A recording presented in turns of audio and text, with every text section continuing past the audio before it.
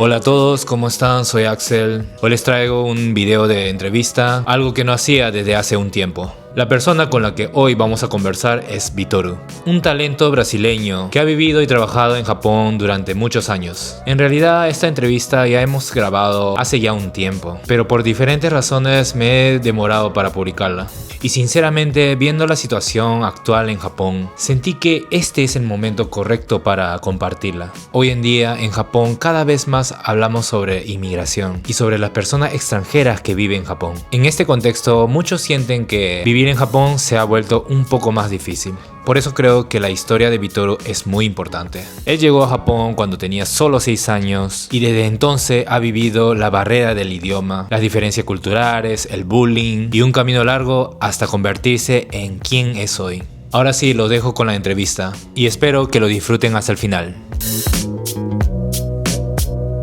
じゃあ今日はよろしくお願いします。よろしくお願いします。すみません。じゃあすみません。簡単に今日は自己紹介ちょっとしていただけると。オラービトルです。今日本に来て28年経ちました。タレント活動してます。よろしくお願いします。はい。今日はビトルさんに今日インタビューさせていただきました。よろしくお願いします。このビトルさんとはね、この前相沢社長が開かれたペルーの35周年のイベントでお会いしてメッセージしたらもう快く引き受けて。全然いいですよ。いつにしますかぐらいの。言語は違いますけど、同じ南米の大陸の温かみをすごい。そうですね。何でもウェルカムみたいな、協力できることがあれば何でもって感じですね。そうですね。それを感じてすごい僕はもう嬉しかったですね。その時は。ありがとうございます。簡単に生い立ちっていうのをちょっと教えていただきたいんですけど。僕はブラジルのサンパウロで生まれて、1995年に愛知県の豊田市に来たんですけど、もともとブラジルのサンパウロで両親は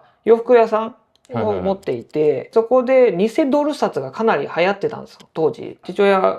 人を疑うこと知らないんで、今日はたくさん売れたぞみたいな。で家帰って母親にこれ偽ドル札じゃんみたいなっていうのが結構あって、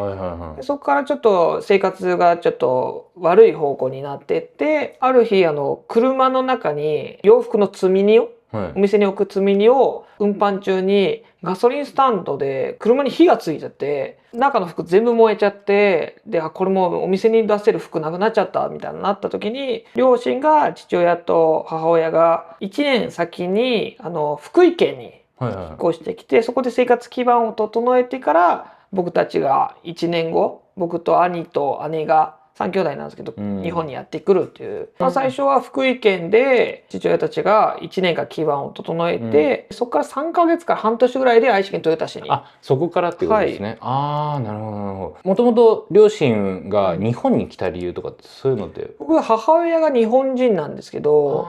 日系2世になるんです。日系2世なんですね。で、おばあちゃんが日系2世の時にブラジルに渡って、で、戦前だったので、日本の景気が良くないで、ブラジルに出稼ぎに行って、おばあちゃんの娘の母親はブラジルの景気が良くないってことで日本に出稼ぎに戻ってきたという感じですね。来た時は何歳の時ですか？僕は6歳の時に来て、で小学校1年生に入学するっていう感じですね。日本に来た時、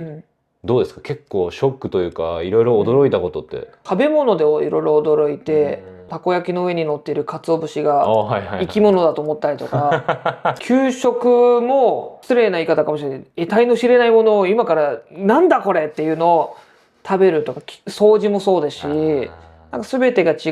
う。で、言語も違う。当時、愛知県豊田市は、今はブラジル人多いですけど、僕いた頃全然いなくて。あ、そうなんですね。小学校の中で、僕と兄だけが外国にルーツを持ってる。辞書を持たされ、小学1年生なんで字もそんな読めない。それでも会話ができない。もう毎日毎日、何語がわかんない言語をずっと言われてるから、ずっとストレスで消しゴムとペンをずっとこうぶつけて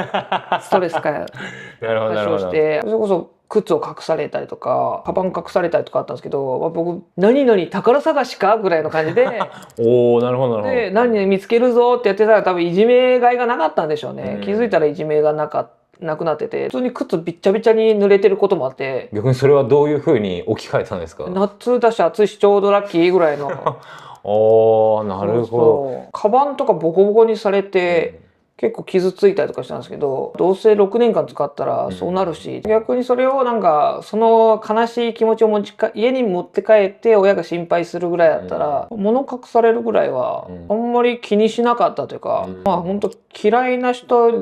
に好かれるつもりは全く最初からなくて、だったらよくしてくれてる仲いい友達を大事にしたいな。いいことも辛いことも経験しとくべきだなと。それは辛いことばかりだとしんどいけど、そうですね。なんかそれがあるからこの今の幸せが噛みしみれるというか、なんか感じられると思うので、日本人とどういうふうに仲良くなったりとか、やっぱ言葉の壁っていうのはあったと思うんですけど、そこはどうされたんですか？僕の場合はサッカーでしたね。学校帰りに公園があって、豊田市の保見団地に住んでたんですけど、で日本語が話せなくてもとりあえずそのサッカーに混ぜてもらって、そのうち仲間に入れてくれるようになって。でそれが遊びの場だったのが、そこでいろんなことを教えてもらう学びの場に変わってったんですよ。おー、なるほど。ちょっとずつこのお互いの共通点ができていて、でそれが心を開く鍵みたいな。同じ話題が広がっていくことで、ビトルって意外といいやつだぞみたいなのとかで、どんどんこのなんか仲良くなっていくとか友達増えてて、自分が知らないもの、自分が関わったことないものって恐怖だと思うんですよ。そうですね。自分が知らないこと知ってる、自分が知らない言語を喋ってる、なんか自分たち悪いこと言われてんじゃないかっていう恐怖から排除に変わり、排除がいじめだと思うんですよ。自分が今まで守られてたコミュニティが壊されるんじゃないかっていう、多分日本人ならではの恐怖から来てるいじめだと思うから、それは大丈夫だよ、害がないよ、逆にうちらこういうのが好きで お互い似てるとこあるよねって、そのパイプをどうつなげるかの方が大事だと僕は思う。僕の場合はまあ親に日本に連れてこられたけど、ブラジルに一人では帰れない。だからもうここに生きる覚悟を前面に出して、僕はこういう人間だよ、受け入れるか受け入れないからあなたに任せますよっていう言葉はもちろん大事だし、覚えるべきだけど、それだけではない。どのタイミングで例えばその将来こういうことしたいなとか、そういう目標を持つようになったんですかね？高校2年生の時にモデル事務所にたまたま声をかけてもらって事務所に入ったんですけど、事務所入ってからの方が意外と大変で、オーディションがいっぱいあるんですよ。オーディションにまず行かないと仕事もらえない。でもオーディションは自腹で行かないといけない。交通費かけて東京で、夜行バスとかで6時間かけて行って、そしたらパーって顔見せて自己紹介して3分で返されてみたいな、お金になんないなって思ってたんですけど、僕就職したんですよ、高校卒業して。それで工場にそれこそ勤めて、モデル事務所辞めようと思った社長が席だけ置いて、こっそり土日とかたまに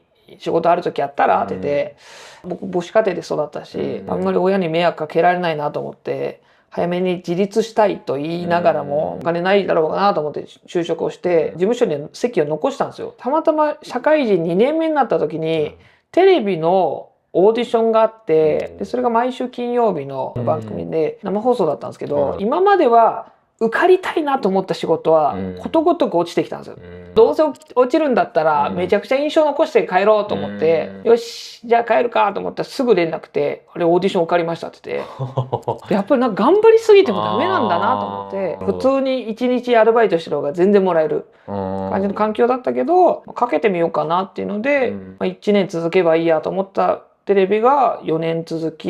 で、また新番組が始まって2年ぐらい続いて、気づいたらこの仕事が楽しいなと思ったりとか、やっぱり今まで知らなかった人を僕らの仕事で出会って笑顔にさせられるチャンスがあるじゃないですか。そういうのいいなと思って。日本にいる時はやっぱり顔が外国人ってことで、やっぱり周りからちょっと変な目で見られたりとか、なんか嫌だなって思いつつ、初めてペルーに行った時にペルーの人から同じペルー人だけど、やっぱ距離を感じるんですよ。でその時になんでだろう、俺はスペイン語も喋れるし、同じペルーの人たちとこう話そうと思っても何か距離を感じる、俺は果たしてペルー人なのか日本人なのかっていう疑問をその時浮かべて、すごいその時自分の中でちょっと悩んでたんですよね。でもやっぱり今ビトルさんが言ったように、だんだんそれが自分これすごい強みだっていうことに気がついて、逆に今それはもう生かしまくってるというか、だってブルース・リーだって素手だけで戦わないじゃないですか。ヌンチャクやトンファンで戦う。そうですよ。いろんな武器あるんだったらそれ使った方がいいよってことそう。若者とか特に選びきれないとか言って言うんですけど、選ぶ必要はないって僕思うし、せっかくそのルーツがあるんだったら自分の国に自信を持っていった方がいいし、自分の国ブラジルと日本という国、大きな違いというか教えていただきたいんですけど、僕はやっぱり心のオープンさ具合が違うかなと。日本ってこう仲良くなってても久しぶりに会うとすごい距離を感じるとか、あれ仲良かったと思ってたの自分だけかなって思う時もたまにあるんですけど、ハグ文化があるんで、久しぶりだよって会った時のこのハグとかも、人と人が触れ合うってすごい安心できることだと思うので、日本だと多分ノミニケーション、お酒飲む場だと思うんですけど、お酒を飲んだ時に初めて素が知れるみたいな距離感がちょっと違うかなと思いますね。日本って結構あってちゃんと礼儀正しい人だよってなってから見極められた上で深い話ができると思うんですよね。今後自分のこの先何か目標とかそういったものがあればちょっと共有していただきたいんですけど。それこそ愛知県は外国ルーツの人がたくさんいる中、日本語ができないとか親と同じ派遣労働に勤める方もたくさんいるんですけど、おのずとみんなちっちゃかれ大きかれ夢を持ってると思うんですよ。それを日本語ができないからやめとこうかなとか、自分外国人だからやめとこうじゃなくて、なんかその一歩踏み出すためにも日本に来た外国人としてあいつがやってるんだったら自分もトライしてみようかなって思わせるような、それこそロールモデル、目標になるような活動をしていきたいし、その人たちを後押ししたいなと思いますよね。今だと NHK にも出てて、いろんな人にインタビューできる立場にいたり、自分で VTR も作ってるんで、そう今頑張ってる人たちとかを世に配信したり見せることで、その人たちの希望や視野、可能性を広げていきたいなと思います。やっぱりそのロールモデルが見えて、その人にこういう生き方があるんだって分かってもらうだけでも、やっぱり多分視野も広がりますし、もう自分はこの道しかないんだって思ってたのが、いろんなロールモデルを見ることでこれもやれるあれもやれるって思ってもらえるのはとても大事なことですね。そうですね。継続したってことも僕すごい大事だと思ってて、みどりさんはなんかそういう波がいろいろ浮き沈み激しい中でもそこをトライし続けてずっとまっすぐに進んだことで今こういうふうに今語れてる部分があるんで、自分の可能性、自分の努力次第でこれを0にも100にもできるってなるんだったら、なんかその100を求めに行きたいじゃないですか。なるとやっぱりいろんなものを知っていろんなことを勉強して、それがおのずと自分のこの人間の厚みに変わってくるんです。厚みが増してね、食べ過ぎて横に厚みが出ないようには気をつけたいなと思うんですけど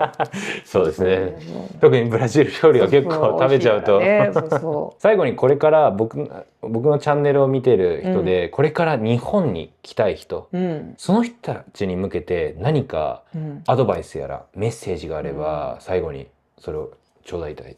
だきたいです。早ければ早いほどいいと思います。来てからの方が大変だし、来てから学ぶことの方が多いから、もう早く来て自分に合うか合わないかを自分の物差しで絶対測った方がいいと思うんで、もうとりあえず行動して、ここはいい場所です。第一の故郷ブラジルよりも長くいてるけど、やっぱりここに来てよかったなって、僕は日本に来てよかったなと思うんで、もう早く来てください。お待ちしております。あと一個だけいいですか？はい、もちろん。いろんな話しましたけど、僕は去年自分の自伝、初めての引っ越しは地球の真裏という本を出しまして、ここにさっき話した10倍ぐらいの内容が書かれてます。なんでモデル事務所に入ったのか、なんでテレビ出るようになったのか、両親がどうして日本に来たのか、保見団地ではいろんな大人たちの紛争喧嘩があって、そこの保見団地で育った僕はどういう生活をしてきたのかっていういろんなものが書かれてます。よかったらぜひ手に取って見ていただければなと思います。こちら概要欄に貼っておくので、皆さんぜひねチェックしてください。それじゃあすみません、今日はありがとうございました。ありがとうございました。チャオチャオ。ビトルさんでした。ありがとうございます。